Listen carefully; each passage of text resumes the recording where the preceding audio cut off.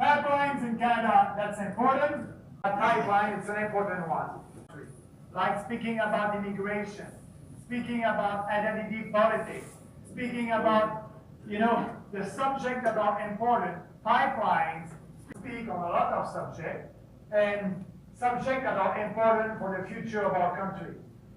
And I just want to let you know, I was in Regina at the beginning of the week, and after that in Saskatoon, and I was in St. John yesterday, and I had a good discussion with people over there about pipelines.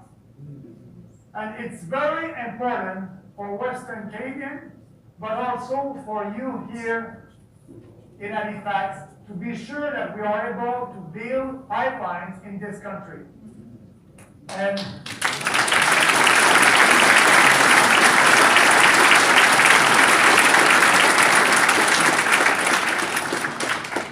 we have the solution for that.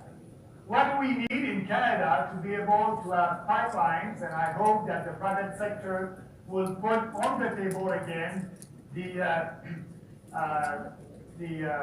pipeline East, what's the name? Energy East, thank you. The Energy East pipeline back on the table, because we need that pipeline and we need more pipelines in Canada. But what we need the most, it's leadership in Ottawa. So we don't have that leadership. I understand that we must do some consultation. That's okay. I understand that we will try to accommodate, people who want some changes in some of these projects. Okay, we can accommodate them, but it's only the federal government who can decide if we have a pipeline or not. It is not the mayor of Montreal. It is not the premier of Quebec. It is not the premier of BC. It's a federal decision. And after all these consultations, if we need to use our Constitution. And the Constitution was very well written by our fathers in 1867.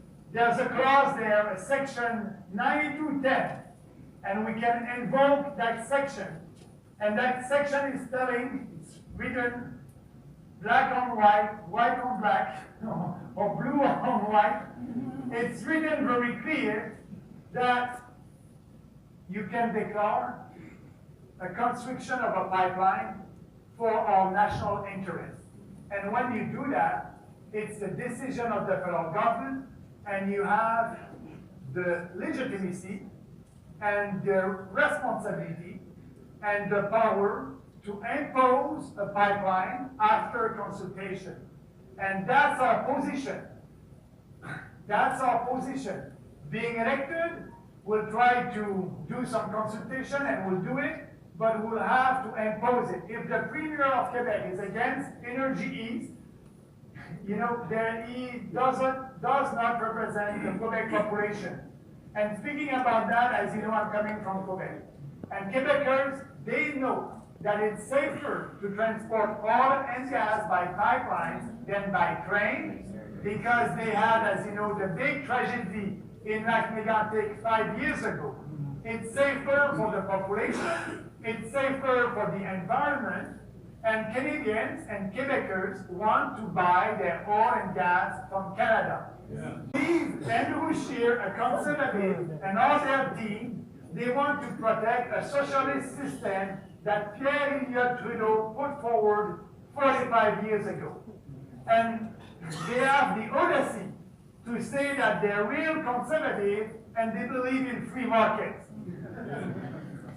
So, but for me, the example, if they cannot resist the pressure coming from that little interest group, how will they be able to resist pressure coming from other interest groups?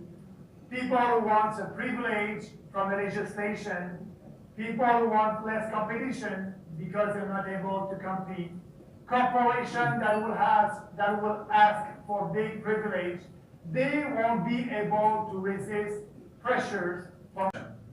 The Constitution is really well done, well written. We'll use the Constitution, and there's a section there, section 91.2, trade and commerce. Trade and commerce, it is the responsibility of the federal government.